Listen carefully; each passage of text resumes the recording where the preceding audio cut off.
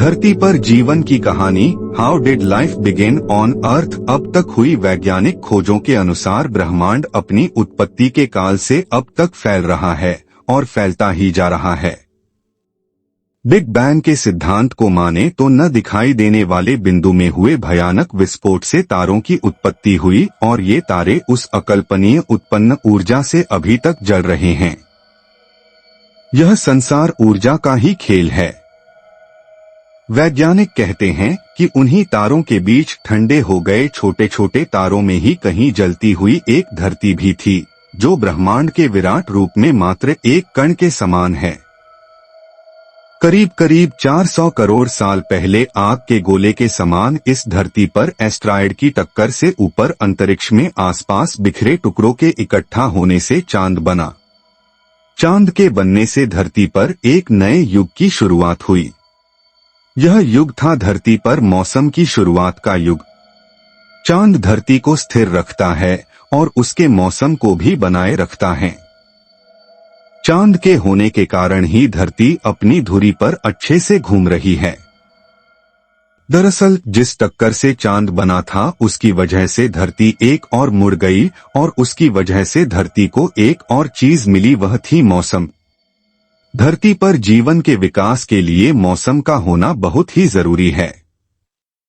यदि बदलता हुआ मौसम नहीं होगा तो जीवन संभव नहीं होगा। चांद की ग्रेविटी के कारण धरती के घूमने की रफ्तार भी कम हुई, जिससे हमारे दिन 6 के बजाय 24 घंटे के होने लगे। 440 करोड़ साल पहले धरती पर इतनी गर्मी थी कि तरल पानी रह ही नहीं सकता था, लेकिन वायुमंडल में पानी की भाप थी। कई लाख साल पहले जब धरती ठंडी हुई तो बारिश होने लगी, जिससे तालाब बने, झीलें बनी और फिर महासागर बने। 380 करोड़ साल पहले हमारे पास चांद था, समुद्र था, लेकिन वह वैसा नहीं था जैसा कि आज हम देख रहे हैं। इसीलिए जीवन की शुरुआत के लिए अभी और वक्त और बदलाव की जरूरत थी। 380 करोड़ साल पहले सागर के नीचे एक नई क्रांति हो रही थी। 6 मामूली तत्वों हाइड्रोजन, ऑक्सीजन, कार्बन, नाइट्रोजन आदि ने मिलकर जीवों की रचना शुरू कर दी। इस तरह धरती पर चुपचाप जल के भीतर जीवन की शुरुआत होने लगी। सर्वप्रथम बैक्टीरिया के रूप में जीवन शुरू हुआ।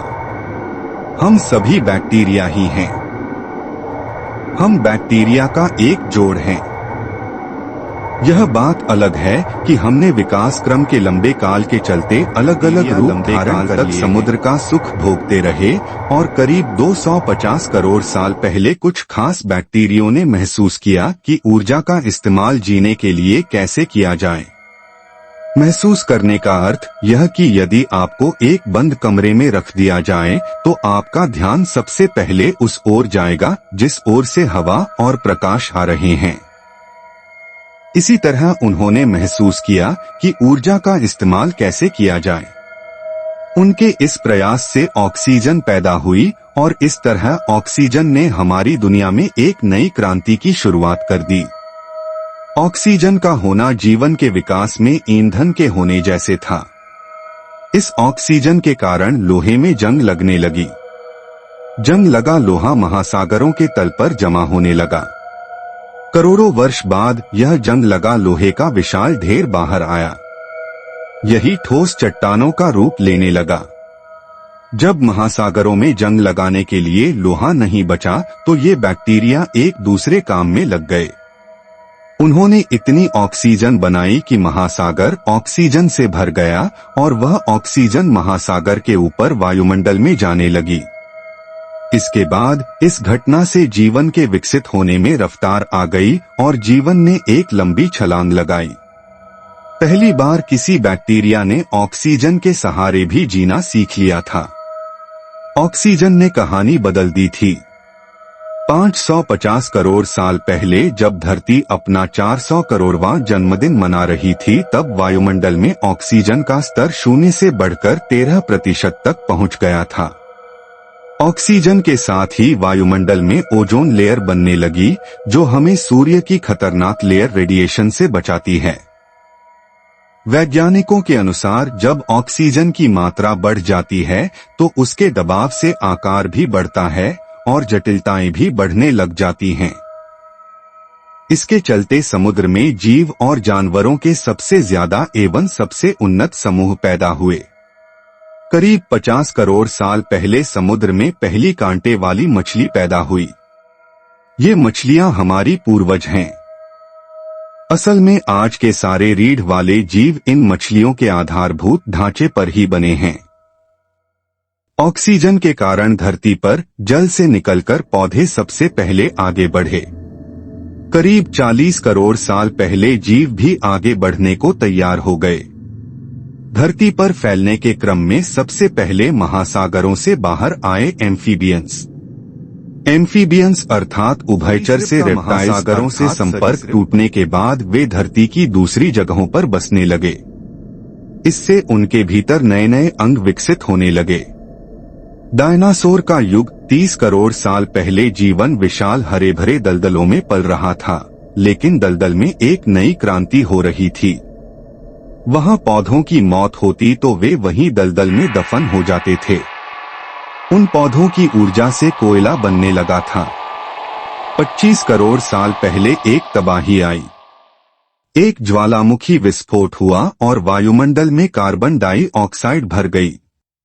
इससे धरती पर अलग अलग जीवों का जो विकास शुरू हुआ था वह थम गया। धरती पर रहने वाली 70% प्रजातियां खत्म हो गईं। धरती पर ऐसे विनाश तो होते ही आए हैं, जिसके चलते धरती पर से सबसे अहम प्रजातियां तो खत्म हो ही गईं। इसके बाद अगले 16 करोड़ साल तक डायनासोर धरती पर राज करते रहे। उसी दौर में धरती पर सख्त लकड़ी के जंगल पैदा हुए। डायनासोर के शुरुआती काल में दुनिया भर की जमीन एक ही जगह जमा थी, जिसके चारों ओर समुद्र होता था, जिसे पैंजिया कहते थे, लेकिन अब वह अलग होने लगी थी। धरती की घूर्णन गति, भूकंप और ज्वालामुखी विस्फोट के चलते अफ्रीका साउथ अमेरिका से अलग हो गया, जिसके चलते अटलांटिक महासागर सामने आया और उससे बनी मानव इतिहास की सबसे बड़ी सरहद, वो सरहद जिसने नई और पुरानी दुनिया को अलग कर दिया। 16 करोड़ साल पहले सिर्फ डायनासोर का ही धरती पर शासन था। मानव बनने की प्रक्रिया में छोटे स्तनधारी जीव तो बस अपनी जान बचाने और जैसे तैसे जीवन को जीने में लगे थे, लेकिन तभी बाजी पलट गई।